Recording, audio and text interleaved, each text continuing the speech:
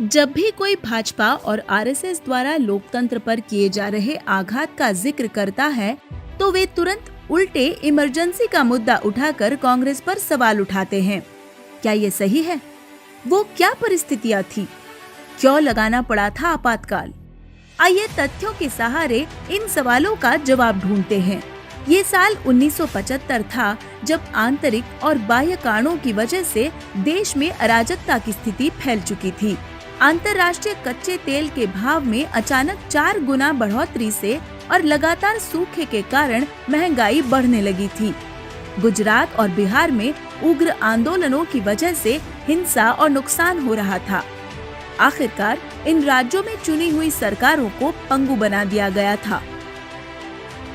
8 मई 1974 से लेकर 27 मई 1974 तक लगभग 17 लाख रेलवे कर्मचारियों ने देशव्यापी हड़ताल की, जिसने देश की यातायात को ठप कर देश की अर्थव्यवस्था को कड़ी चोट पहुंचाई।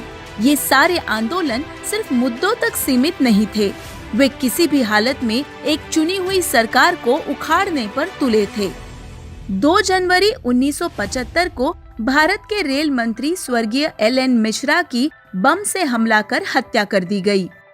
15 फरवरी 1975 को दिल्ली के गांधी मैदान में एक रैली को संबोधित करते हुए जयप्रकाश नारायण जी, जो उस समय के विपक्ष के सबसे बड़े नेता थे, उन्होंने सेना और पुलिस कर्मियों से सरकार के आदेशों को न मानने की अपील की।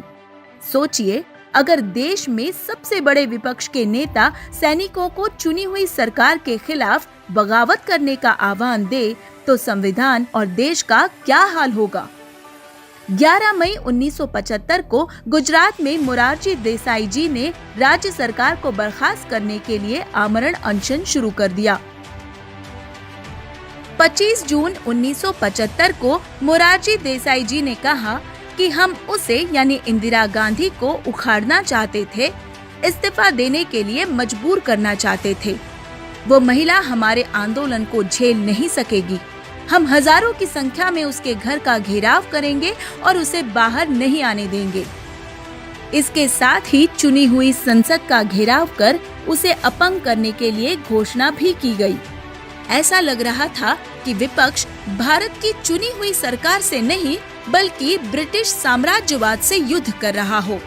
वही साफ संकेत थे कि भारत के बढ़ते हुए अंतर्राष्ट्रीय प्रभाव से विदेशी ताकतें असंतुष्ट थी। 1971 के युद्ध में अमेरिका के दबाव को ठुकराकर भारत ने पाकिस्तान के 2 टुकड़े करके भूगोल ही बदल दिया था। विश्व की महाशक्तियां अपने गुट के देशों के अलावा किसी अन्य देश को परमाणु क्षमता विकसित नहीं करने देना चाहती थी। वही भारत ने 18 मई 1974 को पोखरण में परमाणु विस्फोट कर विश्व को चौंका दिया था। स्थापित गुटों का प्रयास था कि किसी भी प्रकार से भारत को एक विश्व शक्ति के रूप में उभरने से रोके। 12 जून 1975 को इलाहाबाद हाई कोर्ट ने तकनीकी आधारों पर 1971 में हुए आम चुनावों में इंदिरा गांधी की जीत को अवैध ठहरा दिया और उन्हें अगले 6 साल के लिए पद के लिए अयोग्य ठहरा दिया। इंदिरा गांधी के खिलाफ पूर्व निर्धारित षड्यंत्र को साफ तौर से दर्शाने वाली बात यही है कि कोर्ट के फैसले के 1 हफ्ते पहले ही विपक्षी सांसद पीलू मोदी संसद के केंद्रीय कक्ष में कोर्ट के इस फैसले की घोषणा कर चुके थे। 24 जून 1975 को सुप्रीम कोर्ट के अवकाशकालीन जज ने इलाहाबाद हाई कोर्ट के आदेश पर सशर्त स्टे ऑर्डर दिया। तो ये कहना कि अपने पद को इस फैसले से बचाने के लिए इमरजेंसी घोषित की गई थी, ये सरासर झूठ है। इस हालत में इंदिरा गांधी ने प्रधानमंत्री पद की अपनी जिम्मेदारी को निभाते हुए एक राजनीतिक निर्णय लिया कि देश में स्थिरता लाने और संविधान को बचाने के लिए आपातकाल का दौर जरूरी है। इमरजेंसी इंदिरा गांधी का बनाया हुआ प्रावधान नहीं था, बल्कि भारतीय संविधान का आर्टिकल है। इस प्रस्ताव का कैबिनेट और संसद द्वारा अनुमोदन किया गया और 26 जून 1975 को प्रधानमंत्री की सलाह पर भारत के राष्ट्रपति ने देश में आंतरिक आपातकाल की घोषणा कर दी। सन 1977 में जब देश में स्थिरता आ गई, इंदिरा गांधी ने इमरजेंसी को हटाकर आम चुनाव का सामना करने का फैसला लिया। ये भी सोचने वाली बात है कि इमरजेंसी का अनुमोदन तो मार्च 1978 तक के लिए किया गया था। अगर इंदिरा जी को सत्ता की इतनी ही भूख होती तो कई महीने पहले इमरजेंसी हटाने की क्या जरूरत थी?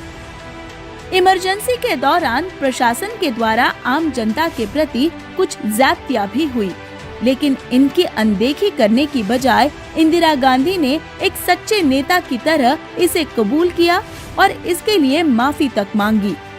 24 जनवरी 1978 को यवतमाल में एक बड़ी जनसभा को संबोधित करते हुए इमरजेंसी के दौरान प्रशासन द्वारा लोगों के प्रति की गई ज्यादतियों की जिम्मेदारी लेते हुए कहा कि यदि बाकी के लोग अपनी जिम्मेदारी नहीं लेते हैं तो मैं इन गलतियों की जिम्मेदारी भी अपने ऊपर लेती हूँ और माफी मांगती हूँ। ऐसा कोई विशाल हृदय और अपनी जनता को प्यार करने वाला नेता ही कर सकता है। और हाँ, ये ना भूले कि इमरजेंसी के समर्थकों में तो आरएसएस भी शामिल थी।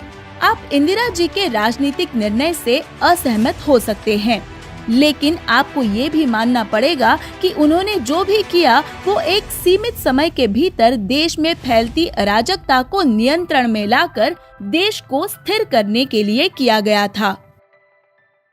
और आज लोकतंत्र और उसके संस्थानों पर लगातार वार हो रहे हैं। भय, राजनीतिकरण और आरएसएस की घुसपैठ ने हर संवैधानिक संस्था को लाचार बना दिया है और इस लाचारी के आड़ में चंद लोग देश की सत्ता और संपत्ति हथियाने में लगे हैं। आज चल रही संविधान के हत्या की इमरजेंसी से तुलना करना एक देशभक्त और शहीद की याद का अपमान है।